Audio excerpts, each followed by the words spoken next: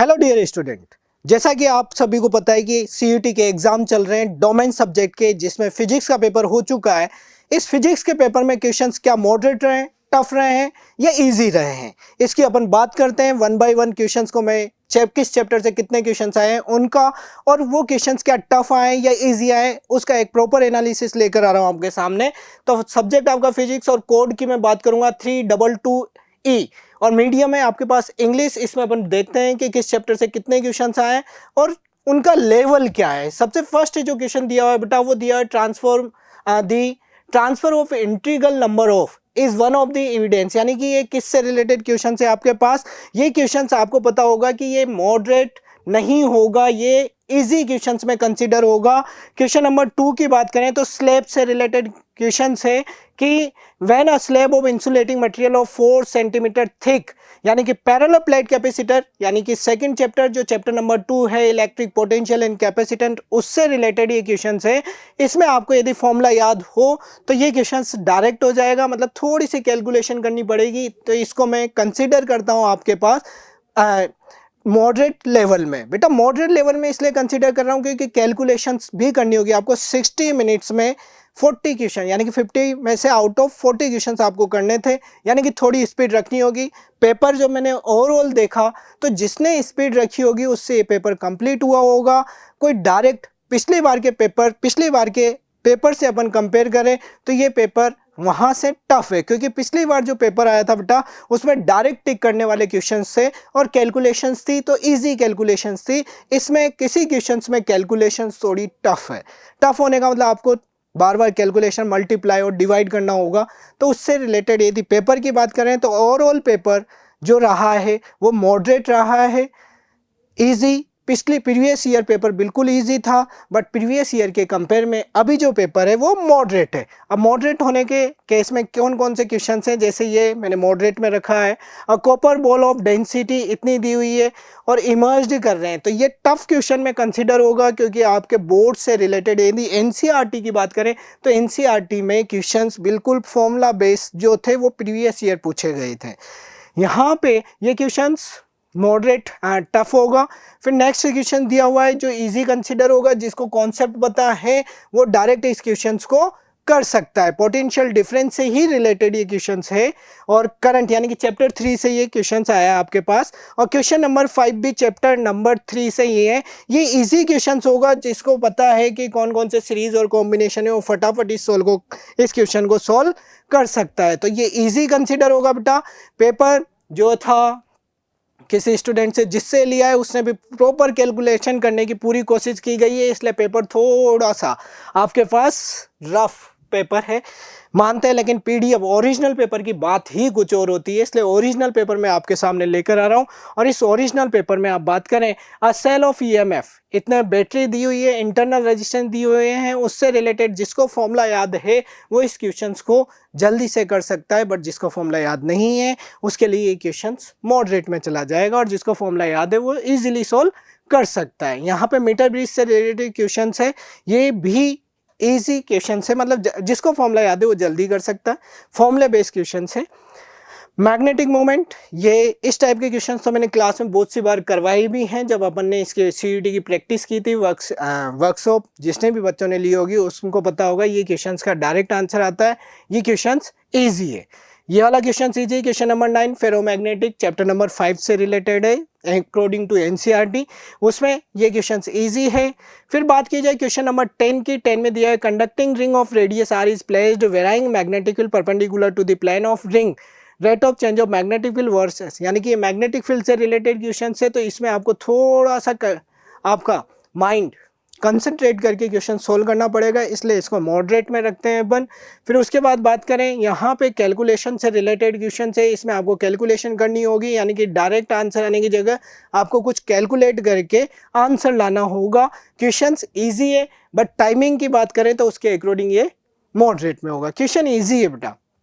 Long solenoid से related question है, और सोलेनोइड में यहाँ पे रेजिस्टेंस वगैरह कोइल वगैरह मिक्स की गई है। क्वेश्चंस की भाई 50 मिनट्स, यानी कि वन क्वेश्चंस को पढ़ने में आपको अप्रोक्स 1 एंड 1.5 मिनट्स में आपका क्वेश्चन कंप्लीट होना चाहिए था, क्योंकि 60 मिनट्स में 40 क्वेश्चंस करने हैं, यानी कि 1.5 मिनट्स में आपका हो जाए। तो यहाँ पे बात करें तो क्वेश्चन को पढ़ने में ही 30 सेकंड के अप्रोक्स तो आपको क्वेश्चन को पढ़ने और समझने में ही लग जाएंगे, फिर उसके बाद क्वेश्चन को करने में टाइम लगेगा।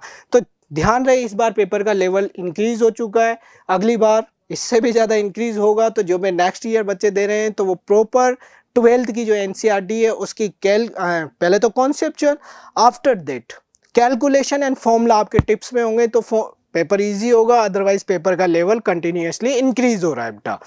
यहाँ बात की जाए lower half of convex lens, ये ओपेक्स है, तो इसको जिसको डायरेक्ट कॉन्सेप्ट है वो डायरेक्ट टिक कर सकता है। ये इजी क्वेश्चन है, क्वेश्चन नंबर 13 इजी है।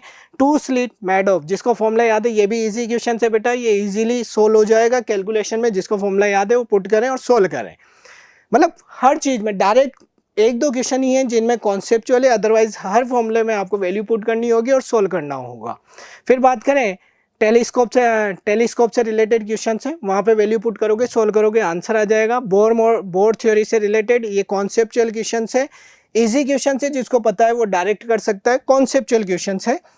फॉर फुल वेव रेक्टिफायर, इसमें बात की जाए यानी कि फुल वेव रेक्टिफायर सेमीकंडक्टर से रिलेटेड क्वेश्चन है, तो ये डायरेक्ट हो जाएगा, इजी क्वेश्चन है। For an electric dipole moment, और इलेक्ट्रिक डाइपोल मोमेंट से रिलेटेड ये भी इजी क्वेश्चन है, क्योंकि इस टाइप के क्वेश्चन तो अपन बोर्ड में भी करते हैं। और यहाँ पे 2 पैरेलल प्लेट्स, इसको मैं मॉडरेट में रख देता हूँ, क्योंकि अधिकतर बच्चे इलेक्ट्रिक फील्ड से रिलेटेड बात करते हैं, बट यहाँ बात की गई है फोर्स से रिलेटेड। और फोर्स से रिलेटेड बात करोगे तो फोर्स में F=QE, और E का फॉर्मूला आपको वायर, प्लेन सीट है तो प्लेन सीट के लिए वायर का फॉर्मूला लगेगा σ/2ε0, उससे सोल्व करना है बेटा। तो ये थोड़ा सा मॉडरेट में रख देते हैं। यदि इलेक्ट्रिक फील्ड ही पूछता तो मैं इजी में रख देता। क्वेश्चन नंबर 20 की बात करें, यहाँ पे स्पेयर दिए हुए हैं, वो कांटेक्ट करेंगे, उससे रिलेटेड दिया हुआ है। तो इसमें आपको थोड़ा सा दिमाग लगाना होगा। ये भी इजी टू मॉडरेट, मतलब दोनों, किसी स्टूडेंट को ये इजी लगा होगा, किसी को मॉडरेट में लगा होगा। नॉर्मल यदि बच्चों के लेवल से बात करें तो मॉडरेट लेवल पे, यदि NCERT लेवल की बात करें उनके लिए ये questions. 2 charge particle placed at a distance d apart in vacuum force Fa, each charges is double. To keep the force uncharged, the distance between the charges should be changed. यहाँ पे distance change कर दें तो उनके बीच में force, मतलब क्या होगा, फोर्स पे इफेक्ट, उससे रिलेटेड है। इजी क्वेश्चन है, इजी क्वेश्चन है बेटा। 2 पैरेलल प्लेट कैपेसिटर दिए हुए हैं, जिसमें एनर्जी से रिलेटेड आपको कैलकुलेशंस करनी है। इसमें भी फॉर्मूला बेस्ड क्वेश्चन है, बट ये मॉडरेट में रहेगा, क्योंकि आपको रेशियो वगैरह निकालना होगा। नेक्स्ट क्वेश्चंस की बात करें, क्वेश्चन नंबर 23, ये क्वेश्चंस मॉडरेट है, क्योंकि आपको यहाँ करंट निकालनी है इसके अंदर। तो करंट निकालने के लिए आपको पहले ये जो है, पहले करंट फाइंड करनी होगी, फिर इसकी रीडिंग निकालोगे, तो थोड़ा टाइम कंज्यूमिंग क्वेश्चंस है, तो मॉडरेट क्वेश्चंस है बेटा ये। फिर उसके बाद बात करें करंट थ्रू 4 ओम रेजिस्टेंस, यहाँ पे दी हुई है करंट, दी हुई एक्सटर्नल रेजिस्टेंस कनेक्ट है, ये भी करंट से रिलेटेड क्वेश्चन है। और करंट से रिलेटेड इसमें इंटरनल रेजिस्टेंस वगैरह दी हुई है, तो बैटरी से रिलेटेड क्वेश्चन है, मतलब कॉम्बिनेशन ऑफ सेल और बैटरी पैरेलल कॉम्बिनेशन का क्वेश्चन है। जिसको फॉर्मूला याद है उसके लिए इजी है, और फॉर्मूला याद नहीं है तो फिर टफ होगा ही सही बेटा question. A metallic wire of uniform area of cross section has a resistance R, resistivity rho, power rating P at V volts, the wire is uniformly stretched, मतलब वायर से रिलेटेड क्वेश्चन है आपके पास, उससे related ही question की बात करें तो इस क्वेश्चन को मैं मॉडरेट में रखूंगा, क्योंकि 3 चीजें निकालनी पड़ेगी आपको। 3 चीजें निकालने का मतलब आपका टाइम कंज्यूम होगा। तो इस पेपर को करने के लिए यदि आपके फॉर्मूले, आपका जो मेथड है या फॉर्मूलेज हैं वो टिप पे हैं बिल्कुल, कि इसका फॉर्मूला ये होता है, इसके लिए मैग्नेटिक फील्ड इतना, इलेक्ट्रिक फील्ड इतना, वायर के लिए इलेक्ट्रिक फील्ड इतना होगा, मैग्नेटिक फील्ड इतना, जो है वो यदि टिप्स पे है तो पेपर इजी होगा। अदरवाइज बच्चों कंफ्यूज हो जाते हैं 3 चीज़ निकालने में, तो ये टफ क्वेश्चन होगा। 3 मैग्नेटिक मटेरियल दिया हुआ है, ये इजी क्वेश्चन है, जिसको प्रॉपर्टीज याद है वो फटाफट टिक कर सकता है। डायामैग्नेटिज, पैरामैग्नेटिक और फेरोमैग्नेटिक से रिलेटेड क्वेश्चंस है। 2 infinitely long straight parallel conductors दिए हुए हैं, I1 I2, उससे रिलेटेड है, जिसको फॉर्मूला याद है, इजी क्वेश्चन है बेटा। नेक्स्ट बात की जाए, यहाँ पे दिया हुआ है ये करंट दी हुई है, यानी कि कॉम्बिनेशन से रिलेटेड है, ये भी इजी क्वेश्चन है, फटाफट ला सकते हैं, लेकिन टाइम कंज्यूम होगा, 2 बार फॉर्मूला लगाना पड़ेगा ऊपर और नीचे, फिर उसके लिए कैलकुलेशंस करनी होगी। Square loop with each side 1 centimetre दी हुई है, यहाँ पे जो मैग्नेटिक फील्ड निकालनी है पैरेलल प्लेट, तो ये टॉर्क वगैरह दिया, टॉर्क निकालना है, तो टॉर्क के लिए ये कैलकुलेशन करनी होगी, बट इजी क्वेश्चन है ये। इजी क्वेश्चन है, क्वेश्चन नंबर 30 बिल्कुल इजी क्वेश्चन है, जिसको प्रॉपर्टी याद है कि करंट लीड्स किस में करती है और डायरेक्ट टिक कर सकता है बेटा, एसी का क्वेश्चन है। इन अ पेयर ऑफ एडजेसेंट कोयल, यहाँ पे कोयल से रिलेटेड बात करें तो इसमें आपको कैलकुलेशन म्यूचुअल इंडक्टेंस निकालना होगा। म्यूचुअल इंडक्टेंस का फॉर्मूला डायरेक्ट अप्लाई होगा, बट कैलकुलेशंस करेगा बच्चा तो इसको इजी क्वेश्चन ही कंसिडर किया जाएगा, क्योंकि एक ही फॉर्मूले से वैल्यू आ रही है। यहाँ पे ये एनसीईआरटी का क्वेश्चन है बेटा, एनसीईआरटी में आप एक्सरसाइज में देखोगे म्यूचुअल इंडक्टेंस में, तो वहां से डायरेक्ट क्वेश्चन लिया गया है। ये एनसीईआरटी का ही क्वेश्चन है, एनसीईआरटी में दिया हुआ है, यानी कि आपको एनसीईआरटी की एक्सरसाइज सही ढंग से करोगे तो कुछ क्वेश्चंस का बेनिफिट होगा। ये इजी क्वेश्चन है बेटा। फिर बात की जाए जिसको यहाँ पे ये क्वेश्चंस भी इजी है, लिस्ट मैच द लिस्ट है, जिसमें आप डायरेक्ट कर सकते हैं किस किस का ग्राफ कैसा कैसा होता है, ये आपको पता होता है, क्योंकि हर जगह ग्राफ ड्रॉ करवाया जाता है फिजिक्स में बेटा।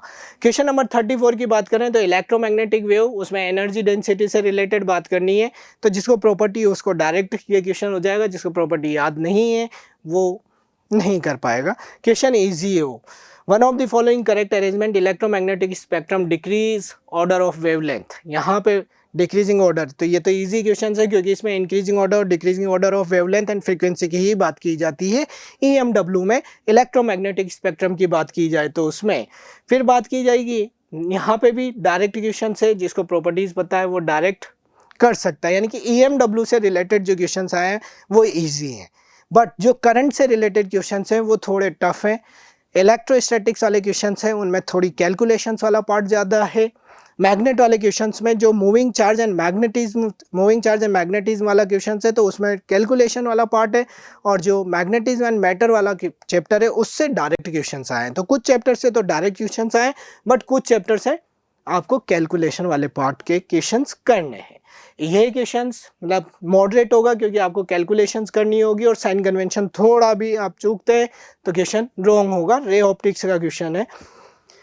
Fixed valuable radius of curvature, ये भी वहीं से रिलेटेड क्वेश्चन है, जिसमें आपको डायरेक्ट करवाया जाता है वैसे, तो ये डायरेक्ट इजी क्वेश्चन है। ऊपर वाला मॉडरेट में था, वो इजी क्वेश्चन है। यहाँ पे बात करें डिस्टेंस ऑब्जेक्टिव लेंस के लिए और इमेज डिस्टेंस के लिए, तो ये ग्राफ जिसको डायरेक्ट याद होते हैं वो डायरेक्ट टिक कर सकते हैं, बट एनसीईआरटी में इसका ग्राफ नहीं है। जो एनसीईआरटी केवल पढ़ के जाता है बेटा उसके लिए ये क्वेश्चंस टफ होगा, क्योंकि इस टाइप का ग्राफ आपके एनसीईआरटी में नहीं है। नीट या आईआईटी में ज़रूर पढ़ाया जाता है। इन्होंने पेपर की बात की गई थी कि नेट लेवल से या मेंस लेवल का नहीं होगा, ये पेपर केवल और केवल किस बेस पे होगा, ये होगा बेटा एनसीईआरटी 12th एनसीईआरटी बेस पे। तो वहाँ पे ये एनसीईआरटी में वो ग्राफ नहीं होता, तो वो टफ क्वेश्चंस होगा on the basis of NCERT.